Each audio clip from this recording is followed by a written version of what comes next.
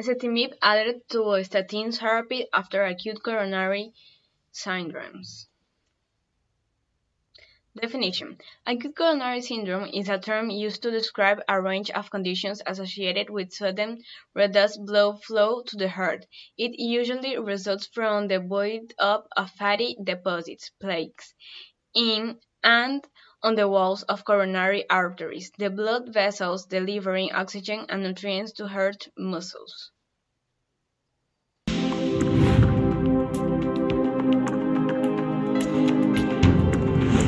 Acute coronary syndrome, or ACS, is the leading cause of death globally. The spectrum of ACS ranges from unstable angina to non-ST segment elevation myocardial infarction and ST segment elevation myocardial infarction. Ultimately, ACS is the result of an obstruction of the coronary arteries induced by an atherosclerotic plaque. ACS events are triggered by the plaque rupturing. This exposes subendothelial matrix proteins and other molecules. Platelets are recruited to the site, adhere to the injury, and, together with red blood cells and fibrin, begin to form an arterial platelet-rich clot. This narrows and eventually obstructs the coronary artery.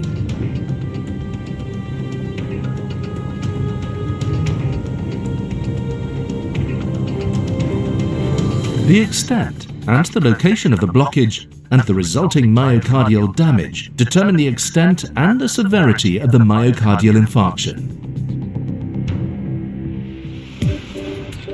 Life-threatening arterial clots are formed through two pathways: activation of platelets and generation of thrombin by coagulation factors.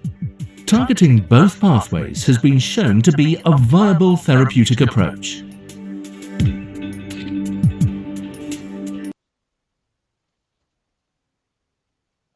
Application in medicine.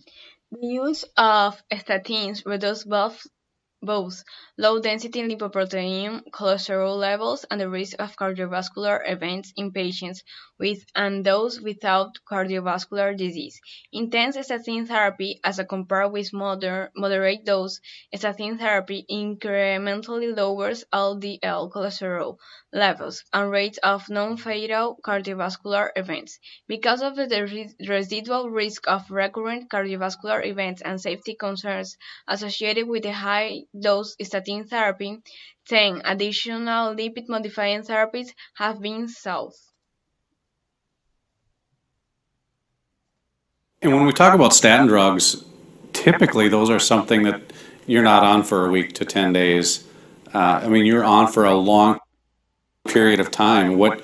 And when we get the more and more people on there, if those recommendations become reality, what's the long-term effect of that? Well, so the long-term effect would be more and more Alzheimer's disease, more and more erectile dysfunction, more and more hot flushes of menopause, and more neurological illnesses, because again, your central nervous system, your nerves, and your brain are made from cholesterol. So when you drive cholesterol into the ditch, the parts of the body that are made from cholesterol will suffer and eventually fail.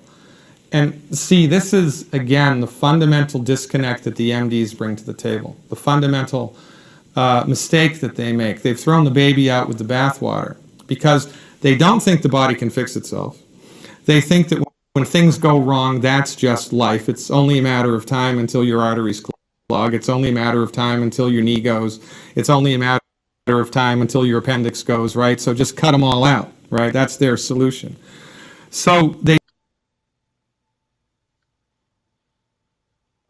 Pros: the improved reduction of outcomes. Victorian Efficacy International Trial evaluate the effect of ezetimibe combined with simvastatin, as compared with that of simvastatin alone, in stable patients who had an acute coronary syndrome and whose LDL cholesterol values were within guideline recommendations. In Improve It, the addition to statin therapy of a non-station agent, ezetimibe, will reduce the absorption of cholesterol from the gastrointestinal tract, lower LDL cholesterol by approximately 24%. counts. The primary efficacy endpoint was a composite of death from cardiovascular disease, a major coronary event, no fatal myocardial infarction, documented unstable angina requiring hospital admission, or coronary revascularization occurring at least 30 days after randomization, or non-fatal stroke assessed from the time of randomization until the first occurrence of one of the events.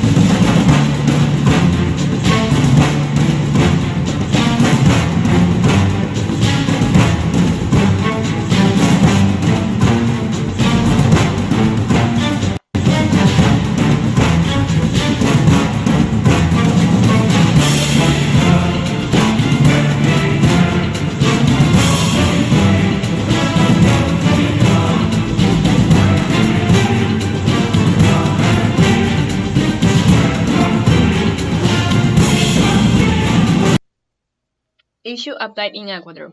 Prescribe statins to 10% of patients' cardiovascular disease over the next decade will allow save 2,000 lives and prevent 10,000 heart attacks each year. They prevent heart attacks but are also linked to side effects such as kidney failure, liver problems, muscle weakness, or an increase in the risk of diabetes. And even those with less cardiovascular risk experience a decrease in the likelihood of having a Statins have been demonstrated to be beneficial when started during the hospital.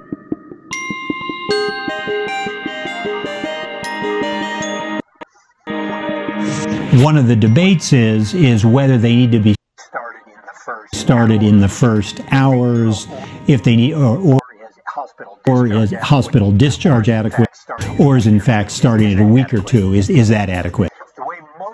The way what most people believe from the data now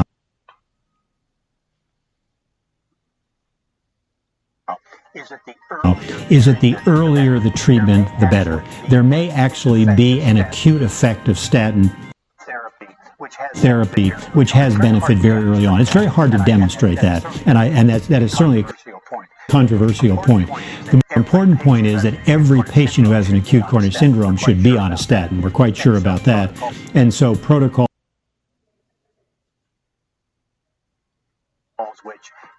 which call for starting statins immediately ensure that everyone, when they leave the hospital. And conclusion. In conclusion, the addition of ezetimibe to statin therapy in stable patients who had an acute coronary syndrome and who had LDL cholesterol levels within guideline recommendations further lowered the risk of cardiovascular events. The event reduction was consistent with the predicted effects seen with statins, even in the range of low LDL cholesterol levels. In this trial, patients suffering from acute coronary syndrome fall in one of two broad categories: moderate risk of death or non-fatal myocardial infarction, and high risk of death or fatal myocardial infarction. Patients are considered at high short-term risk for death or fatal myocardial infarction if at least one of the following conditions are present: 20 minutes or more of prolonged ongoing discomfort while resting, pulmonary edema, new or worsening mitral regurgitation murmur, the presence of a gallop rhythm or rales, or hypotension. Patients in this high-risk category are immediately triaged to early cardiac catheterization, especially if the patient is willing to undergo such an invasive procedure, and if revascularization is a possibility. If the patient is high risk, medical therapy usually includes intravenous heparin in addition to aspirin, nitrates, and beta blockers. Heparin and aspirin are used as prophylactics against venous thrombosis in the coronary arteries. Nitrates dilate the coronary arteries, increasing blood flow. Beta blockers can decrease the heart's workload by slowing the heart rate and decreasing blood pressure. If the patient continues to experience ischemic symptoms or variant angina, calcium channel blockers may be used as well. These are potent coronary vasodilators and act to increase the oxygen supply to the heart. They may prevent the periodic constriction resulting from the platelet-derived prostaglandins. Calcium channel blockers also act to decrease myocardial oxygen